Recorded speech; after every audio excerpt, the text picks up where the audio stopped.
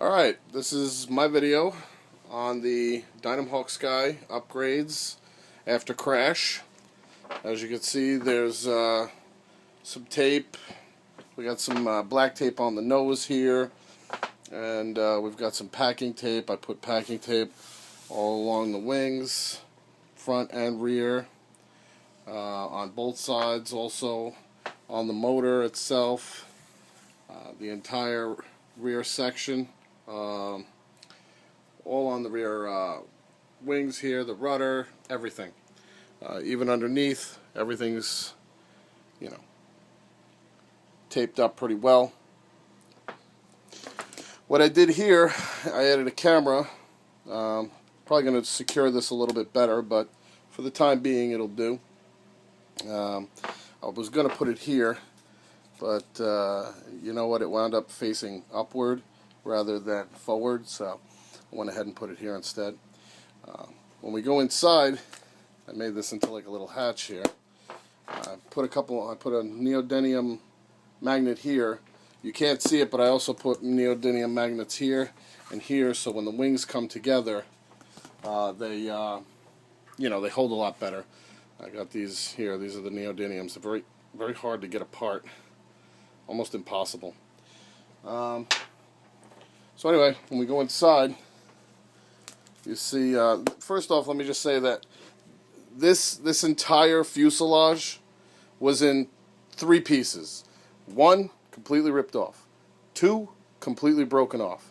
And 3, gone. Okay, so this was separated from this, which was obviously separated from this because this comes off. Okay, so all this was completely demolished. Okay, and I got it all back together. So what I did inside was, like I said, I put a magnet here to hold this on a little bit better. And here, I went ahead and I glued this here because this was coming out. Okay, and as you can see here, I put in, what I did was I took these guys right here and I cut them down, and I just started shoving them up into the fuselage. These right here, the ones on top, I actually cut a piece and I shoved it in diagonally. Then I did the same thing this way diagonally. Same thing on the other side. I took a couple, jammed them in there on either side. Okay, and I also did that as well right there. I jammed a whole bunch right up into the upper part of the fuselage.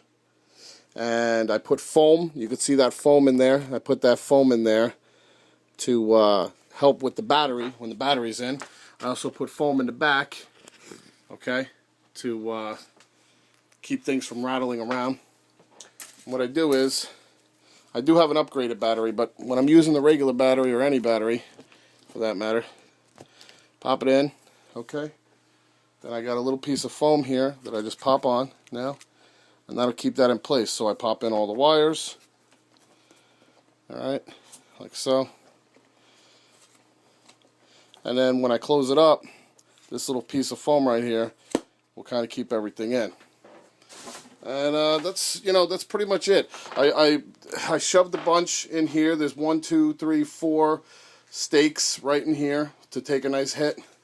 I also shoved a stake in the bottom from here all the way to here. You can see it right there.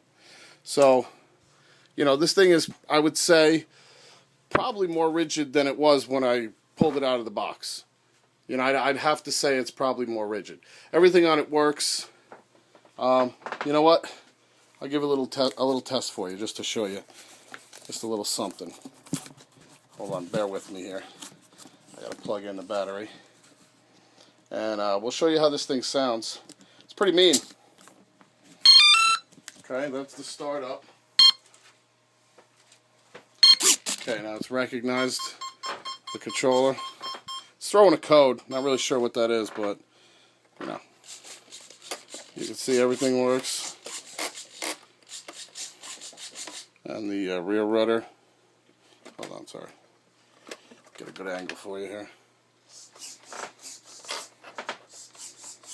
Okay. And if we go ahead and flip the switch,